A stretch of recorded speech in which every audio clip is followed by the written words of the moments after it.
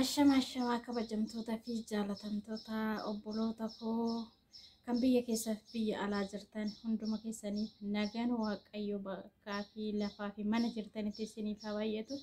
Akkasuma nagaan koo kan kabajaa kan jaalala qilleensa keessa baraari'ee gaara gammoojjii bu'ee simbira naaf haa ga'u isiniin jedha. Ani buletin keessan nagaa kooti galanii waaqayyoof haa ta'u. Hunda keenya kan nagaa nu taasise guyyaa kanaan nu ga'e. Akkasumas hordoftoonni amantaa ortodoksii tawaahidoo kiristaanaa baga guyyaa sooma qabaa jala bultii faasigaa sooma qabaatiin baga isiniin ga'e.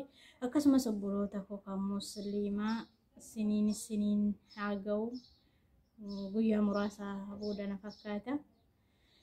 Isiniif haa ga'u isiniin jedha. Soomni kun immoo sooma milkii, sooma tokkummaa, sooma guddinaa hunda keenyaaf haa ta'u. Idduma jirtanitti sooma gaarii, sooma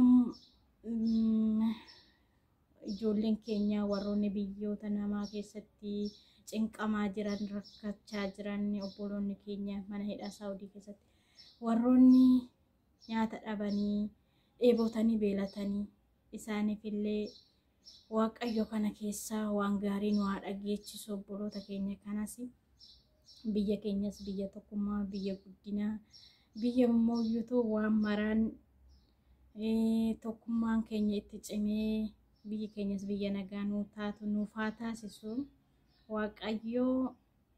Akkasumas irra deebuudhaanii warroonni amantaa ortodoksii tawaahidoo taatanii baga geessanii baga walumaan geenyee kan bara naannoo ga'ee bara egereetiinis nu haa ga'u. Kan mooyyutoo barana nagaan nu qabsiisee egeres nagaan nu haa qabsiisu. Barri soomni kun immoo sooma milkii, sooma tokkummaa, sooma guddinaa hunda keenyaaf haa ta'u.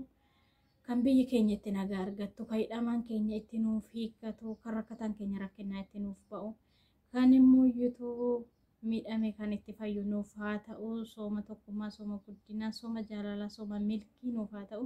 Isinis obboloota koo kan musliimaa isinii haa ga'u isiniin jedha. Hunda keenyaaf sooma gammachuu nuuf haa ta'u. Jala bultii isaatii baga isin ga'e isiniin jedha obboloota koo qaqqaalii. Idduma jirtanitti nagaan Rabbi guddaa hunda keessan irra haa jiraatu. Fayyaanaaf ta'a. Sooma gammachuu isiniif haa ta'u isiniin jedha irra deebi'uudhaanii warroonni amantaa ortodoksii taatanii. Soomni kun kan tokkummaa hunda keenyaaf haa ta'u, kan jaalalaa, kan mooyyuutuu kan rakkate rakkina keessa itti ba'u, kan beelate kan beela itti ba'u haa ta'u isiniin jedha. Iddoo jirtanitti nagaan waaqayyo hunduma keessaniif haa baay'atu. Horaa bulaatii deebanaa isiniin jedha. Bakka jirtanitti fayyaanaa ta'a. Bye bye.